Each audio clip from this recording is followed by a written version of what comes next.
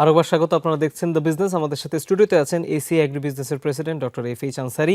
আমরা এর আগেও আপনাকে অনেকগুলো র্যাপিড ফায়ার প্রশ্ন করেছি, আমি জানি।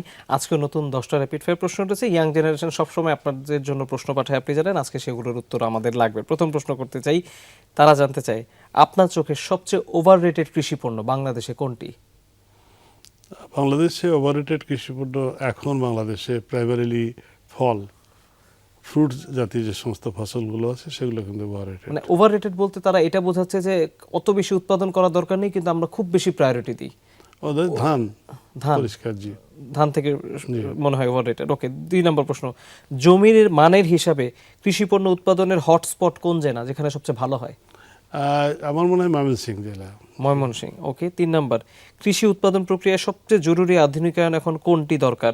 বীজ বা সারের ব্যবস্থাপনা নাকি supply chain? I think supply chain.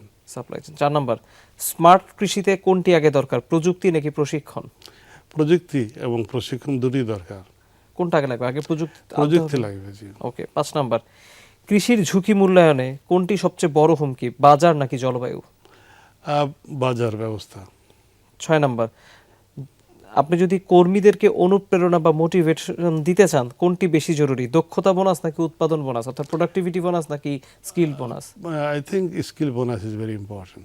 Okay, 7 number, কিভাবে কাজ করার নতুন পদ্ধতি বের করা যায়, তারা জানতে চায়। কাজ করার নতুন পদ্ধতি হচ্ছে বেসিক্যালি তাদেরকে প্রচুর ট্রেনিং নিতে হবে এবং যে কাজটা করবে সেটা শিখতে হবে। That's very very important. একজন কর্পোরেট লিডার যখন নৈতিক সিদ্ধান্ত নেন, তাকে সবার আগে কি মাথায় রাখা উচিত? আমরা মনে করি যে টেকনোলজি এবং টেকনোলজিতে কীভাবে মার্কেটে দেবো যাতে এখানে প্রোডাক্টিভিটি বাড়ানো যায়। ওকে, 9 নম্বর, মিড লেভেল ম্যানেজারদের কোন যোগ্যতা আপনার চোখে হারিয়ে যাচ্ছে বলে মনে হচ্ছে? আমার মনে হয় তাদের ড্রিম বা স্বপ্নটা ভেরি ইম্পর্টেন্ট প্রায়োরিটি। এই স্বপ্নটা অনেক শক্তভাবে তাদেরকে দেখতে হবে এবং অ্যাচিভ করার চেষ্টা করতে হবে। এখন দেখে না সবাই শুধু চাকরি করতে চায়। শুধু চাকরি এবং খুব একটা বড় স্বপ্ন নিয়ে আসে না, কোনো রকম সময় পার করার জন্য চিন্তা ভাবনা করার ক্ষেত্রে, বা অথবা আমরা দেখাতে পারি না। ওকে, 10 নম্বর প্রশ্ন একটু হাইপোথেটিক্যাল সিচুয়েশন। সেটা হচ্ছে যে ধরুন আপনার কোনো একটা পণ্যের মান নিয়ে হঠাৎ করে বাজারে প্রশ্ন উঠতে শুরু করলো, ব্র্যান্ড ক্ষতিগ্রস্ত হওয়ার উপায় তৈরি হলো, আপনি প্রথমে কোনটি মনিটর করবেন, ফসলের মান নাকি গ্রাহকের সাথে কমিউনিকেশন?